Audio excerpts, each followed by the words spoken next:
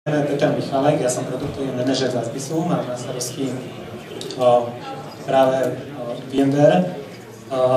Dovolte mi teraz, aby som prenechal slovo pánovi Žilincovi zo Siemensu, ktorý nám vysvetlí, prečo používať tenkých klientov. Si ukradnem ešte na chvíľku mikrofón. Pekné popoludne, dámy a páni, teda dúfam, že sú tu aj nejaké dámy medzi nami. Áno. Nestáva sa to často na IT konferenciách, takže preto sa vždycky uvízľujem. Volám sa Luboš Nikolini a za spoločnosť Siemens by som vás tu rád privítal. Skôr, než odovzdám slovo svojmu kolegovi, rád by som povedal pár slov o tom, čo sa zmenilo v našej spoločnosti za ten rok, kedy sme tu stáli naposledy na takomto fóre v hoteli Holiday Inn. Spoločnosť SITS, teda Siemens IT Solutions and Services, sa od minulého septembra, októbra začlenila do, čo my nazývame veľkého Siemensu, teda do spoločnosti Siemens SRO. Pre nikoho z našich zákazníkov to neznamená nič iné, iba to, že všetky pozvánky na eventy, ktoré poriadame, prichádzajú z trošku inej adresy a hlavičkový papier vyzerá trošku inak, rovnako všetky faktúry, ktoré dostávate, chodia z trochu inej adresy. Inak tá zmena, tak ako sa nedotkla vlastne nikoho z nás interne, sa nedotkla ani vás, zákazníkov. Čo je však dôležitejšie, že čo sa stalo za ten posledný rok, je, že naše puto so spoločnosťou VMware sa ešte viac utužilo. Totiž naša spoločnosť sa v posledných mesiacoch stala VMware Premier partnerom a tento titul máme ako jediný na Slovensku. Nie je to však iba vďaka tomu, že ako jediný na Slovensku máme 23 certifikovaných odborníkov, špecialistov na VMware. Je to vôbec najvyšší počet certifikovaných špecialistov v krajinách tohto regiónu. Nie je to iba vďaka tomu, že naďalej sa snažíme, neustále sa snažíme byť o krok napred, ale je to najmä vďaka vám, našim zákazníkom, pretože medzi vami vidím mnoho známych tvári. Vďaka našim zákazníkom, ktorých už od roku 2003, odkedy sme vôbec na poli serverovskej virtualizácie, ktorých obsluhujeme, pre ktorých robíme riešenia a ktorí sa na nás obracajú, ktorí k nám neustále prichádzajú a s dôverou riešime, ktorí sa na nás obracajú s dôverou a pre ktorých riešime problémy. Takže teraz už naozaj odozdám slovo kolegovi Ondrovi Žilincovi, ktorý vám ukáže náš pohľad na virtualizáciu a lepší manažment, jednoduchší, lacnejší manažment pracovných staníc, modernej desktopovej infraštruktúry. A za túto vašu dôveru by som vám chcel ešte raz poďakovať. Takže dobrý deň, volám sa Ondrej Žilinec, pracujem ako IT konzultant pre firmu Siemens. Naša prezentácia dnes má názov Prečo neinštalovať software na koncové stanice. Počas prezentácie si predvedieme pár ukážok, aké neefektívne je inštalovanie aplikácií v tejto dobe a ako sa to dá pomocou iných technológií vylepšiť. Ako príklad uvediem, počujete ma vzadu? Dobre. Predtým, ako som nastúpil do Siemensu, som pracoval v inej firme, kde som bol zodpovedný za support desktopovej infraštruktúry a pomocou našich toolov sme zistili, že inštalácia jedného operačného systému plus jeho customizácia, plus inštalácia updateov, inštalácia aplikácií, ich updateov a ich customizácia trvala 8 hodín. Takže 8 hodín zabralo IT pracovníkovi inštalácia jedného PCčka. Bol to neproduktívny čas. Taktiež cez tento tool sme zistili, že 10%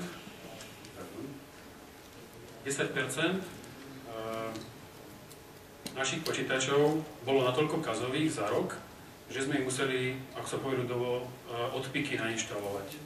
Čiže pri našej štruktúre 250 desktopov 10% reprezentuje 25 desktopov, ktoré boli pokazené za tento rok.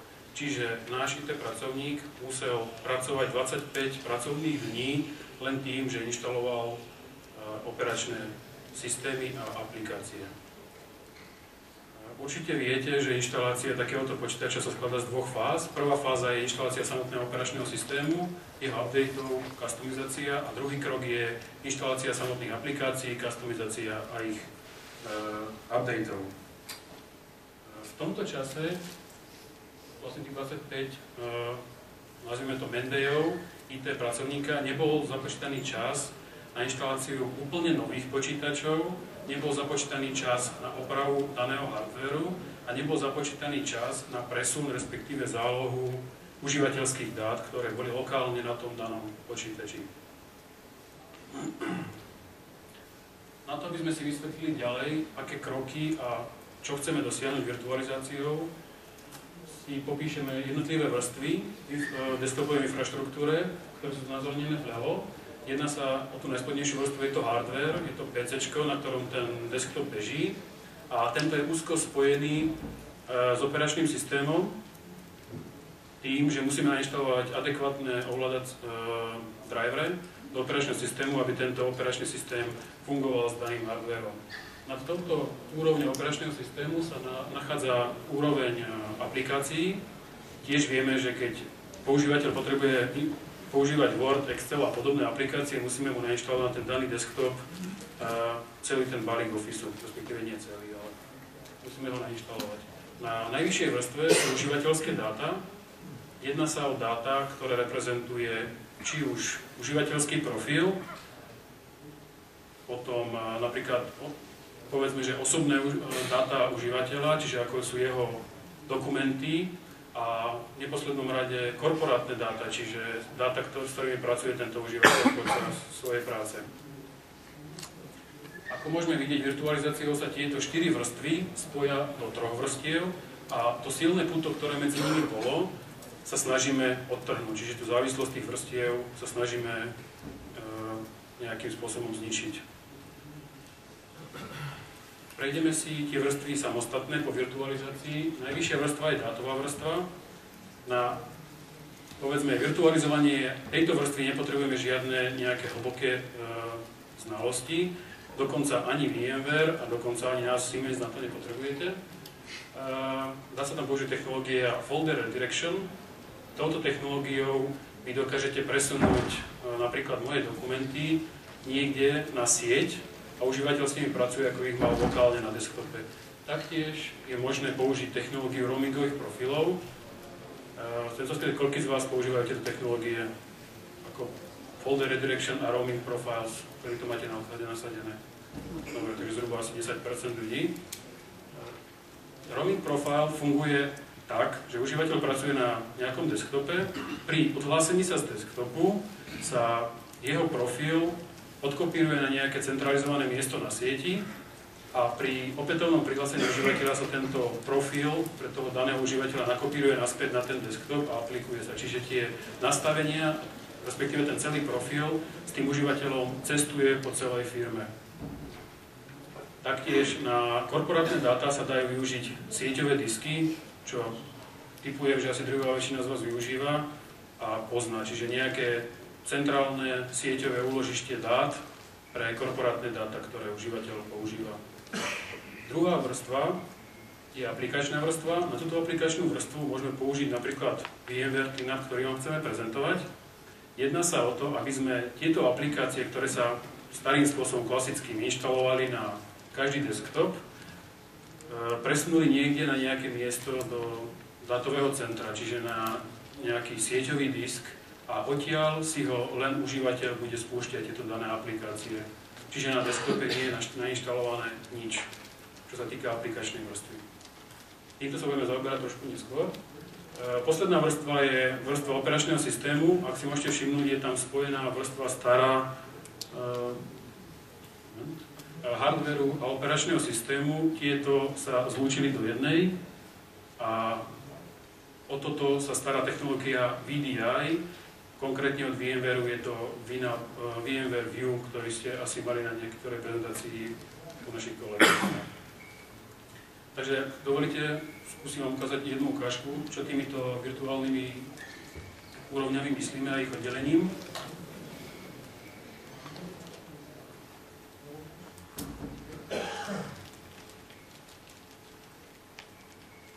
Takže nachádzame sa na virtuálnej mašine, ktorá je momentálne v našom datovom centre v Martine. Na tejto virtuálnej mašine je prihlásený užívateľ, ktorý má svoje dokumenty odložené na mieste v sieti. Preveriť sa to dá tak. Pozrieme si properties mojich dokumentov. A môžeme vidieť, že tie moje dokumenty, čiže tie dáta toho používateľa sú na serveri 10.0.0.134 a nejakom jeho share. Roamingové profily vám bohužiaľ neukážem, pretože som už zistil si robiť doménu, ale viete, o čo ide. Čo sa týka druhej vrstvy, tá je aplikačná. Na danej virtuálnej mašine nie je nainštalované skoro nič. Presvedčíme sa cez Adrimove Programs. Ak si dobre všimnite, je tam nainštalované 3 veci, čo nesúvisia vôbec s aplikáciami. VM Tools, to sú tooly pre virtuálnu mašinu. Windows Installer, ktorý prišiel s updateom a Windows Explorer 7, ktorý takisto prišiel s updateom Windowsu. Na takejto mašine ja bez problémov si zapnem napríklad Microsoft Word.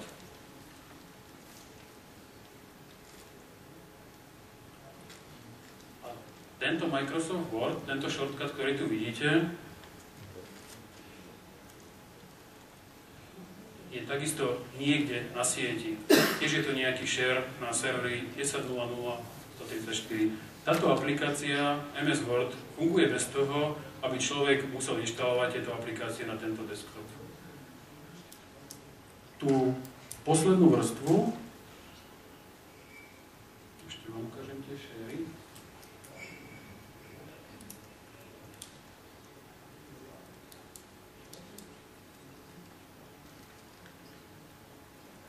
To je adresár dokumenty na tom danom serveri, kde sú odmigrované tieto dáta, moje dokumenty lokálneho administrátora tohto desktopu.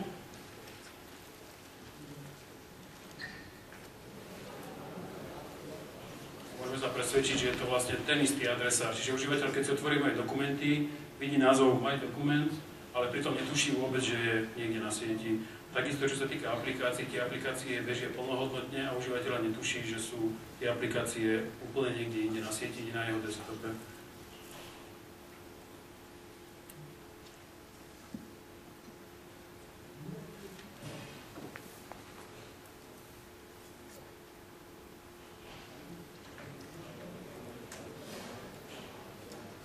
Tá posledná vrstva je u nás robená tým, že ten server, respektíve ten virtuálny desktop je v Martina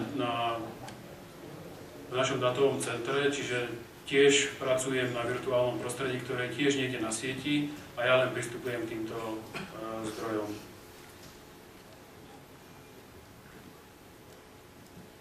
Ako som spomínal, robil som ako support inžinier pre jednu firmu pred Siemensom a stretával som sa s veľa problémami týkajúcich sa aj aplikácií. Chcem vám na pár príkladoch ukázať, ako sa tieto problémy dajú riešiť použitím VMwareu a vlastne toho, že tie aplikácie sú zvirtualizované.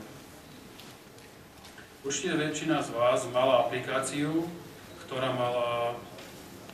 sa ľahko nainštalovala, ale mala k tomu 3-4 stránkový manuál, ako tú aplikáciu customizovať, ako ju nastaviť pre daného užívateľa a podobne. Čiže ten IT pracovník zase neproduktívny čas strávil tým, že nastavil túto aplikáciu, robil tie kroky stále dookola. Čiže ak to trvalo pol hodinky a trebalo nainštalovať 10 kompov, tak to trvalo vlastne 5 hodín dokopy. VMwareu sa nedá odstrániť tie 3-4 hodiny manuálu, či 3-4 strany manuálu, ale dá sa odstrániť tú aplikáciu, raz zvirtualizujete. To znamená, raz ju nainštalujete, raz ju customizujete, raz nainštalujete updaty, máte teraz vytvorenú tú virtuálnu aplikáciu a tú aplikáciu len distribuujete koncovým zákazníkom, čiže vašim používateľom. Takže nemusíte robiť všetky tie obrady, ktoré sú popísané na tých 3, 4 a 4. Ďalším veľkým problémom keď ste chceli napríklad spúšťať dve rôzne verzie rovnakého softvéru na rovnakom počítači. Stretol som sa v praxi s jedným zákazníkom, ktorý potreboval používať, respektíve chcel používať cached mode v Outlooku, ktorý je prístupný od Outlooku 2003, takže korporátne chcel nasadiť Outlook 2003. V tejto firme bolo ale 10 finančných pracovníkov, ktorí vo svojom Exceli XP používali nejaký plugin, ktorý fungoval len s Excelom XP. Teraz bol problém, ako to poriešiť. Poriešilo sa to tak, že sa nainštalovala terminálová farma terminálových serverov, kde sa nič iné nenainštalovalo, iba Windows XP, takže ten pracovník, ktorý pracoval cez deň napríklad na pošte, vo svojej pošte, tak používal Office 2003 lokálne nainštalovaný a keď chcel pracovať nejakými špeciálnymi funkciami, ktoré tento plugin prinášal, tak sa prihlasoval terminálovo na ten vzdialený počítač. TINAP virtualizuje aplikácie takým štýlom, že každá virtuálna aplikácia si žije svoj život v nejakej izolovanej bubline, čiže tie aplikácie sú úplne izolované a navzájom sa nerušia. Ako ukážku by som vám chcel ukázať spustenie viacerých verzií Microsoftu Excelu na jednom počítači.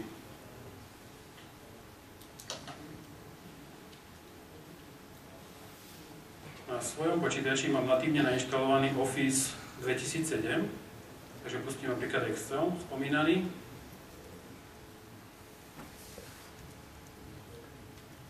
Tu je Office, Excel 2007.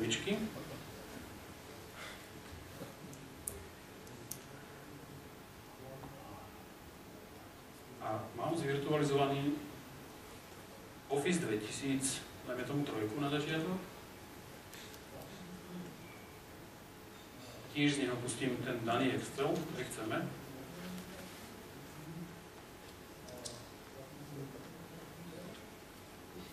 A som mi otvoril sem.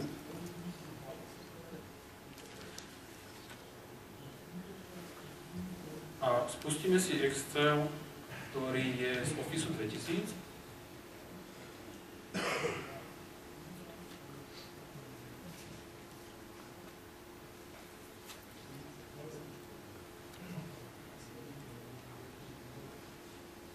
Zase som mi otvoril sem, momentík.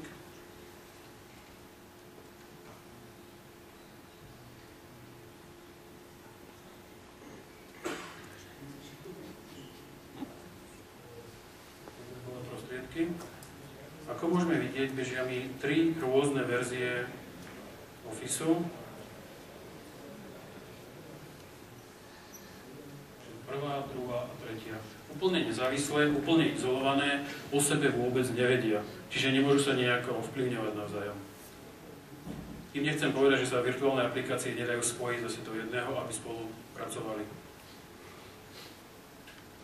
Ďalším veľkým problémom, ktorý bol na terminálových serveroch, boli staršie aplikácie, ktoré natívne nedovoľovali spúšťať sami seba, respektíve svoju inštanciu viackrát ako jeden na počítači. Čiže ak ste túto aplikáciu nainštalovali na terminálový server a túto aplikáciu pustil nejaký pracovník o 7 hodine ráno, táto aplikácia si vytvorila nejaký log file, ktorý zabraňoval spusteniu iného pracovníka tejto aplikácie, dajme tomu o 7:30, jednoducho nespustil tú aplikáciu, lebo tá aplikácia vyhlasovala, že už beží. Pomocou VMwareu, TINAPu, keďže tie aplikácie, ako som spomínal, bežia vo svojej bublinke, vo svojom virtuálnom svete, tak je možné týmto spôsobom spustiť aj takéto nepripravené aplikácie na terminálovom servere na terminálových serveroch. Čiže tá aplikácia, keď sa pustí na terminálový server, keď sa pustí na terminálovom serveri, ten log file sa nevytvorí reálne na tom file systéme, ale vytvorí sa v tej jeho bublinke a keď pustí nejaký ďalší užívateľ tú aplikáciu, tiež sa vytvorí ten log file iba v tej bublinke. Čiže oni sa navzájom nevidia, môžu bežať. Čiže aplikácie, ktoré neboli pripravené na terminálové servere, už sú pripravené na terminálové servere. Posledným príkladom by bolo napríklad aplikácie, ktoré používajú nejaký runtime pre svoj beh. Typickým príkladom runtimeu je Java alebo Oracle klient. Pri Java som mal problémy nasledovného typu. Jedna aplikácia, nazvime aplikáciou A, potrebovala Javu 1.4 verzie. Druhá aplikácia potrebovala Javu napríklad 1.6. Dalo sa to riešiť veľmi elegantným spôsobom, takže sa nainštalovala Java 1.4 aj 1.6 a pred spustením každej aplikácie ste vy v control paneli v Java settingov nastavili, ktorá Java sa má pre tú danú aplikáciu spustiť. Mne sa to nezdalo ako elegantné riešenie. Ďalším riešením bolo tak, že sa vytvorili terminálové servery. Na jednej farme bola Java 1.4 s aplikáciou A, na druhej Java 1.6 s aplikáciou B. Užívateľ si púšťal tu, prihlasoval sa do tej farmy, do ktorej potreboval. Toto sa dá obísť TINAPom tak, že do tej virtuálnej aplikácie vy ju nainštalujete aj s tým runtimeom. To znamená, ak aplikácia potrebovala runtime 1.4 Javy, tak ste nainštalovali najprv runtime 1.4, potom tú aplikáciu a robili z toho virtuálnu aplikáciu. To isté sa spravilo s 1.6. Keď potom vy spustíte tú aplikáciu na danom počítači, tak ten runtime chodí, respektíve je to v jednom balíčku, takže ten runtime sa využíva z toho daného balíčka. Ešte aplikácie môžu bežať nezávisle od seba, aj keď potrebujú rôznu verziu Javy. A najkrajšie na tom je to, že tú Javu vôbec na tom desktope nemusíme mať nainštalovanú, pretože ten runtime chodí s tou aplikáciou. Medzi takéto runtime, ako som spomínal, patrí to Oracle klient, ktorý mám tiež odskúšaný. Jedna aplikácia 8, druhá 9, takže tiež nefungovalo to tak, ako to malo. Pomocou TINAPu sa tieto problémy poriešili. No, teraz trošku z iného súdka, napríklad o aktualizácii samotných aplikácií. Keď si predstavíte, že máte aplikáciu nainštalovanú na 200 počítačoch a táto aplikácia neumožňuje nejaký rozumný spôsob updateovania, či už s MSI balíčkami, MST, MSF balíčkami, tak to predstavuje pre ITčkára pohromu, pretože musí obísť každý jeden komp, sadnúť si zaň, nainštalovať tú novšiu verziu, odskúšať ju, customizovať a tak ďalej. Čiže zase nevyužitý čas ITčkára. Využitý, ale nie správne. TINAP rieši tento problém, a to tak, že keď máte virtuálnu aplikáciu, staršiu nazvime ju, a vidie vám nejaký update tej aplikácie, tak spravíte novú verziu tej virtuálnej aplikácie a dáte ju na to isté miesto, kde je aj tá stará verzia, len to nejak ešte upravíte, čiže konkrétne to vyzerá takto. Keď máte napríklad Excel, ktorý sa púšťa cez Excel exe a máte novšiu verziu, tiež sa volá Excel exe, ale to premenujete na Excel exe.1 a následne 2, 3, 4, 5 podľa toho, koľko updateov máte a pri spustení tejto aplikácie, či keď užívateľ má linku na ten Excel exe, na tú starú aplikáciu, ona sa sama overí na tom úložišti, či neexistuje nejaký súbor .1, .2, .3 a tak ďalej. A spustí tú danú aplikáciu, nebude spúšťať tú starú, ale tú novú. Toto funguje pre užívateľov, ktorí sú vo firme, čiže na LANke. Takisto TINAP má riešenie aj pre notebookových užívateľov. Tam sa to rieši pomocou funkcie AppSync, ktorá je zabudovaná vo VMware a tá funguje tak, že keď sa spustí daná aplikácia virtuálna, tak ona si voči nejakému miestu, ktoré vy vopred určite, overuje, či neexistuje nejaká inšia, novšia verzia, ktorú on si postupne doťahá a začne používať tú novšiu verziu pri ďalšom štarte tejto aplikácie. Keďže sme spomínali tú distribúciu tých balíčkov, VMware má 3 možnosti distribúcia balíčkov. Prvá verzia je cez Windows Share, ako sme videli na ukážke, že púšťal som to z nejakého Windows Shareu. Druhý spôsob, taký trošku nepraktickejší, je to zavesenie na nejaký webový server, čiže to je protokol HTTP, HTTPS. A tretí spôsob je, TINAP dokáže vytvárať MSI baričky, ktoré vy viete distribuovať svojim používateľom klasickými spôsobmi, ako je GPOčky natívne, alebo SMS server a podobné a tak ďalej.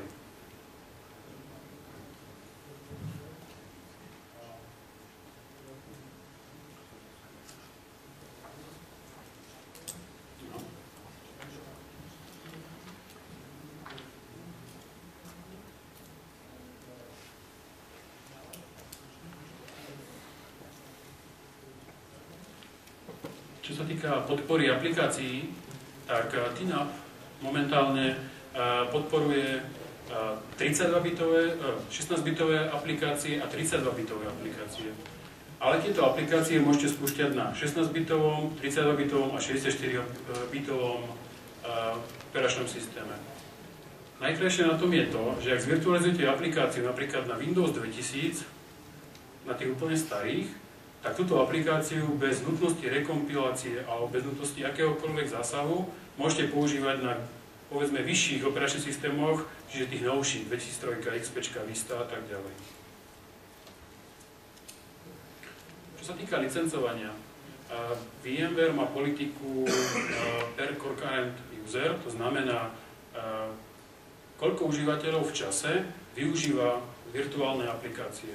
Čiže ak máte smenu 100 ľudí, ktorí pracujú cez deň a všetci využívajú aspoň jednu virtuálnu aplikáciu, potrebujete 100 užívateľských licencií.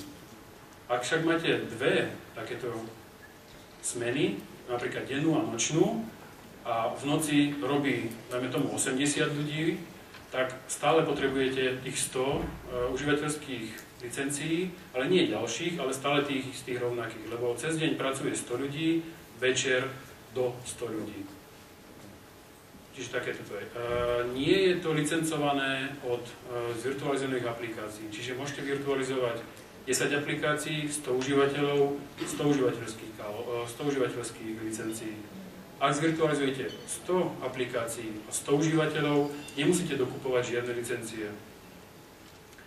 Cena takejto licencie jednej užívateľskej je iba 31,6 €. Je to listová cena za jeden ten user license pre VMware. Takže keď to zhrniem celé, keď si predstavíte, aké výhody vám virtualizácia samotná týchto aplikácií, tejto vrstvy prinesie, tak si myslím, že technológia TINAP od VMwareu má budúcnosť. Ešte tak pre zaujímavosť, v jednej firme, kde sme nasadzovali pilota, som požiadal IT pracovníka, nech pripraví, dostal počítač, na ktorom bol Windows XP a dostal za úlohu pripraviť tento desktop pre nejakého manažera, čiže nainštalovať všetky aplikácie, updaty a customizácia. Trvalo mu to 6 hodín. Čiže 6 hodín neproduktívneho času IT pracovníka. Mne to trvalo na tom pilote 5 minút. Musel som nový virtuálny stroj zavadiť do domény, a užívateľa som dal do Active Directory skupín, užívateľ sa prihlásil a okamžite dostal všetky shortcuty na všetky aplikácie, ktoré potreboval. Čiže netrebalo nič inštalovať. To by bolo z mojej strany asi všetko. Ak máte nejaké otázky... No. Som sa chcel spýtať, ako je náročné vytvoriť tú virtualizovanú aplikáciu. Neviem, či ste počuli, že otázka bola, ako je náročné vytvoriť túto virtuálnu aplikáciu. Nie je to nič náročné. Môžete si to robiť aj sami. Spočíva to vo vytvorení dvoch technicky povedané snapshotov, čiže obrazov mašín. A rozdiel medzi nimi je tá virtuálna aplikácia, takže nie je to nič ťažké. Je to veľmi jednoduchý proces, je na to dokonca aj dvojko, takže nie je to náročný proces. Nejaké ďalšie otázky? Ja mám otázku, že väčšinou bývajú aplikácie asociované s príkonou súboru, že keď kliknem na súbor, sa mi hneď zavolá aplikácia, ako je v tomto prípade. Ďakujem za otázku. Je to možné riešiť dvoma spôsobmi. Jedným spôsobom, ak si vytvoríte MSI balíček, tak ten automaticky pri nainštalovaní tej virtuálnej aplikácie vám asociuje všetky tie prípony, alebo je ešte pod VMwareom, pod TINAPom jedna utilitka, volá sa tinrec.exe, ktorú vy spustíte, dáte jej ten exač, ktorý chcete ako keby kvázi zaregistrovať a v tom momente vám on asociuje všetky prípony, ktoré ste si vy pri vytváraní balíku povedali, že tento exáč bude asociovaný s týmito všetkými príponami. Takisto vám to asociuje ďalšie prípony, ako je to odskúšané tam top, XLS, ktoré si vy definujete, tieto asociuje dokopy. Ďakujem pekne za prezentáciu, pardon, že prerušujem, ale musíme dodržiavať časový harmonogram. Poprosím teda všetky ostatné otázky, aby ste smerovali na pána Žilinca offline. A teraz nasleduje prezentácia pána Kovača